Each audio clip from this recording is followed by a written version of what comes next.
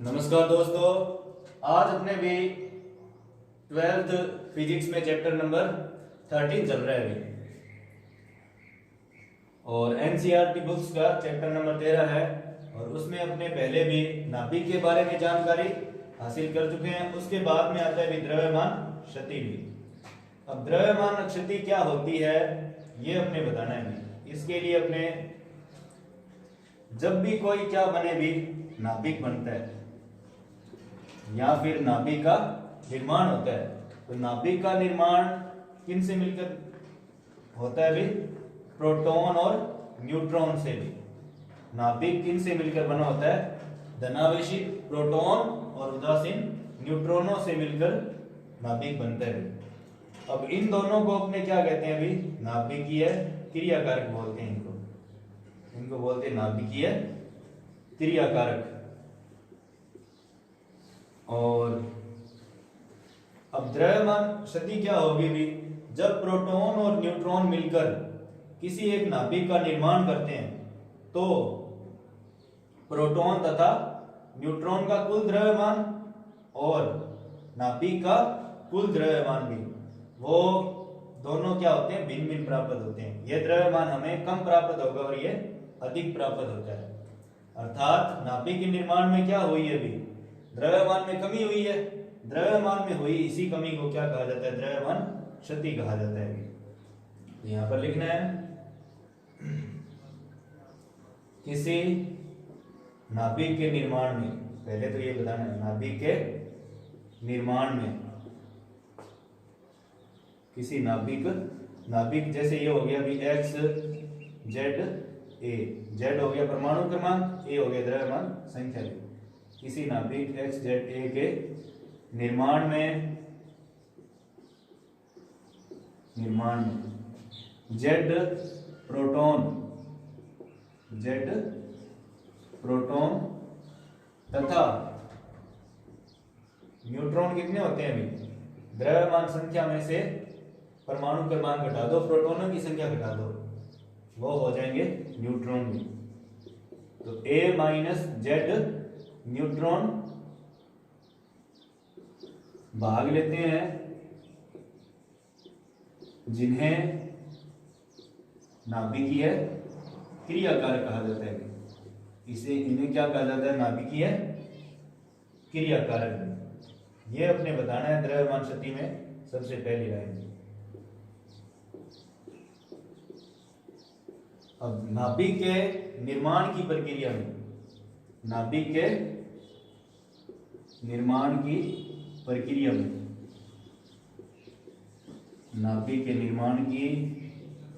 प्रक्रिया में उत्पाद नाभिक यानी जो नाभिक बना है अभी, उत्पाद नाभिक का द्रव्यमान,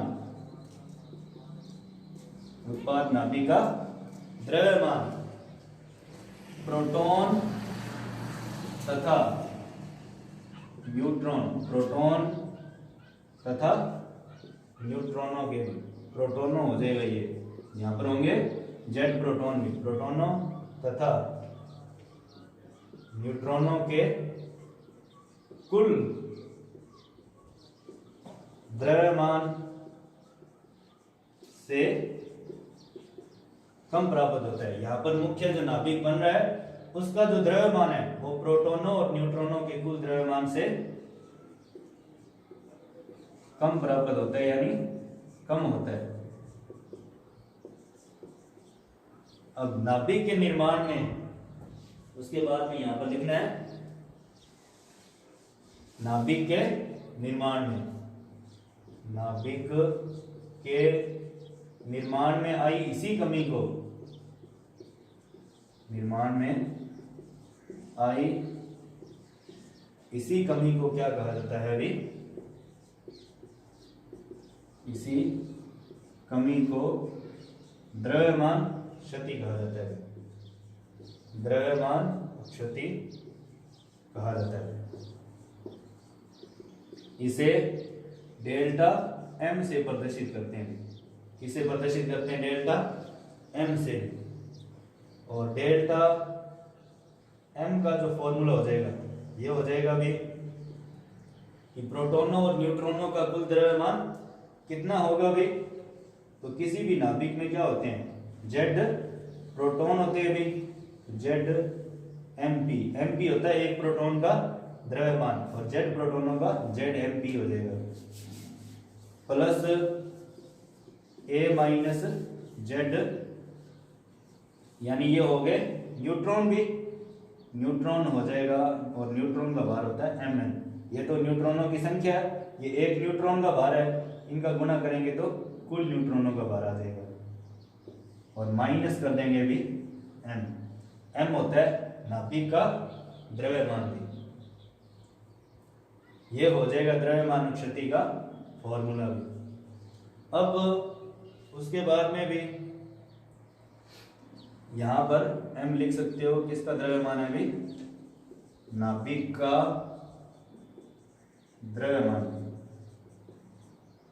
जो मुख्य उत्पाद नाभिक प्राप्त हुआ है। अब द्रव्यमान क्षति के बाद में भी अपने परिभाषित करते हैं बंधन ऊर्जा को भी, बाइंडिंग एनर्जी, बंधन ऊर्जा। अब द्रव्यमान क्षति में अपने ये देखा भी कि जब नाभिक का निर्माण हो तो द्रव्यमान में कुछ कमी होती है। अब द्रव्यमान में कुछ कमी हो रही है मतलब द्रव्यमान कहीं ना कहीं मुक्त हो रहा है, और यदि द्रव्यमान मुक्त हो रहा है तो आइंस्टीन ने कहा है कि E बराबर mc², m कुछ ना कुछ है और c क्या हो जाएगा, प्रकाश का वेग। तो इस द्रव्यमान की कुछ ना कुछ ऊर्जा होगी भी, और वो ऊर्जा क्या होगी, इसमें मुक्त होगी भी, यानी नाभिक के निर्माण में द्रव्यमान क्षति के कारण क्या हो रही है, ऊर्जा मुक्त हो रही है। अब यदि अपने क्या हो उस नाभिक को पुनः प्रोटॉन और न्यूट्रॉन में वापस तोड़ना होगी तो अपने क्या है, मुक्त जितनी भी ऊर्जा मुक्त हुई है उसके बराबर ऊर्जा उसको प्रदान करनी पड़ती है, जिससे उतनी ही ऊर्जा अपने उसको क्या करेंगे, प्रदान करेंगे। उस ऊर्जा को क्या कहा जाता है, बंधन ऊर्जा कहा जाता है।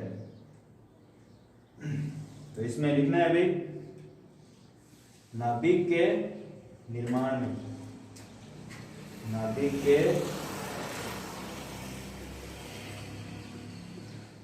निर्माण में हुई द्रव्यमान क्षति के कारण, द्रव्यमान क्षति से, द्रव्यमान क्षति से, द्रव्यमान क्षति से आइंस्टीन की द्रव्यमान ऊर्जा तुल्यता समीकरण E बराबर mc² के अनुसार, E बराबर mc² के अनुसार क्या होगी भी, नाभिक के निर्माण में हुई द्रव्यमान क्षति से आइंस्टीन की द्रव्यमान ऊर्जा तुल्यता समीकरण से, समीकरण E बराबर mc² के अनुसार क्या होती है भी, ऊर्जा मुक्त होती है। द्रव्यमान भी यहाँ पर क्या हो रहा है, मुक्त हो रहा है, द्रव्यमान कम हो रहा है, तो द्रव्यमान के कारण ऊर्जा भी क्या होती है, मुक्त होती है। अब यदि अपने क्या करना हो, नाभिक को, यदि नाभिक को पुनः नाभिकीय क्रियाकारकों में, नाभिकीय क्रियाकारकों में, नाभिकीय क्रियाकारकों में वियोजित करना हो, यहां पर ऊपर लिख देता हूं भाई,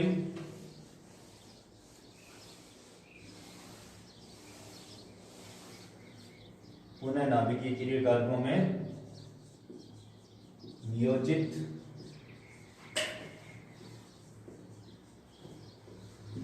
करना हो तो मुक्त ऊर्जा के बराबर, मुक्त ऊर्जा के बराबर नाभिक को ऊर्जा प्रदान करते हैं। नाभिक को ऊर्जा प्रदान करते हैं। इसी ऊर्जा को, ये जो प्रदान की गई ऊर्जा है ना, इसी ऊर्जा को क्या कहा जाता है अभी? बंधन ऊर्जा कहा जाता है। इसी ऊर्जा को अपने क्या कहते हैं? बंधन ऊर्जा कहते हैं। और बंधन ऊर्जा का फॉर्मूला हो जाएगा अभी E B, वो हो जाएगा द्रव्यमान शक्ति क्या होती है? डेल्टा M और C की स्क्वायर, जहां पर C क्या है? निर्वात में प्रकाश का वेग है। निर्वात में प्रकाश का वेग, और ये कितना होता है अभी? 10 × 10⁸ मीटर प्रति सेकंड। ये होता है C, निर्वात में प्रकाश का वेग। और डेल्टा M क्या होगी? भी द्रव्यमान शक्ति होगी। अब डेल्टा M को हम क्या है अभी? ZMP प्लस A - ZMN और माइनस M लिख सकते हैं। तो इसे क्या लिखा जा सकता है? Z प्रोटॉनों का कुल द्रव्यमान प्लस न्यूट्रॉनों का कुल द्रव्यमान और माइनस नाभिक का द्रव्यमान। ये तो किसका फॉर्मूला? डेल्टा M का भी, और यहाँ पर क्या हो जाएगा? C²। तो बंधन ऊर्जा का फॉर्मूला अपने ये भी यूज कर सकते हैं। अब उसके बाद में भी यदि अपने क्या करें, निम्न द्रव्यमान संख्या वाले जो नाभिक हैं उसके लिए अपने बंधन ऊर्जा ज्ञात करें तो कम प्राप्त होती है। परंतु जब अपने क्या हो गई, उच्च द्रव्यमान संख्या के क्या ले लिए जाए? नाभिक ले लिए जाए। उच्च द्रव्यमान संख्या के नाभिक के लिए बंधन ऊर्जा क्या होती है? अधिक उच्च होती है। जिससे अपने क्या है, अगर कोई घटना की, जैसे न्यूक्लियर कोई भी इवेंट है, उसको अपने पढ़ना है तो उसमें थोड़ी मुश्किल होती है। फिर उसके बाद में एक और ऊर्जा परिभाषित की गई, उसको हल करने के लिए वो अपने देखते हैं। पहले यहां पर लिखना है भी उच्च द्रव्यमान संख्या के जो नाभिक हैं, उच्च द्रव्यमान संख्या के नाभिकों हेतु, उच्च द्रव्यमान संख्या के नाभिकों हेतु बंधन ऊर्जा उच्च प्राप्त होती है। बंधन ऊर्जा उच्च प्राप्त होती है। ठीक है,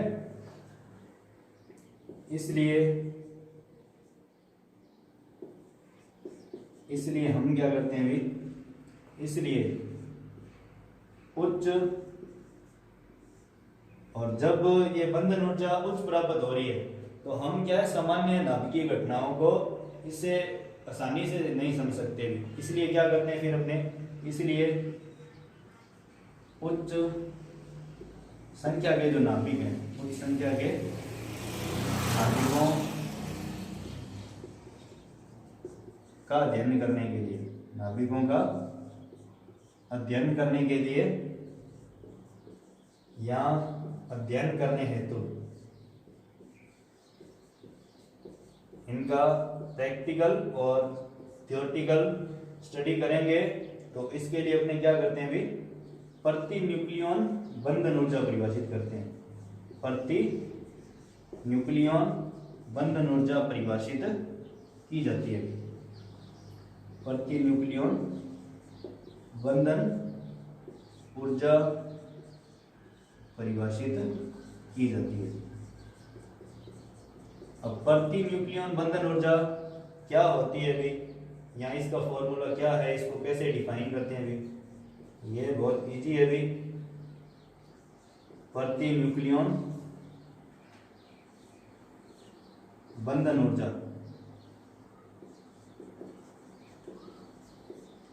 इसका फॉर्मूला हो जाएगा अभी बंधन ऊर्जा बटा में द्रव्यमान संख्या, बंधन ऊर्जा बटा में द्रव्यमान संख्या। ये होता है प्रति न्यूक्लियन बंधन ऊर्जा। बंधन ऊर्जा को हम Eb से प्रदर्शित करते हैं और द्रव्यमान संख्या को A से। और यदि प्रति न्यूक्लियन बंधन ऊर्जा को हमने डिफाइन करना है भी, तो इसे लिखा जाता है Eb बार से भी, इसे डेल्टा Eb बार से भी लिखा जा सकता है। बंधन ऊर्जा को लिखते हैं डेल्टा, यहाँ पर भी डेल्टा Eb यूज करना है, यहाँ पर भी डेल्टा Eb, और ये भी क्या हो जाएगा फिर डेल्टा Eb, और ये हो जाएगा डेल्टा Eb बार।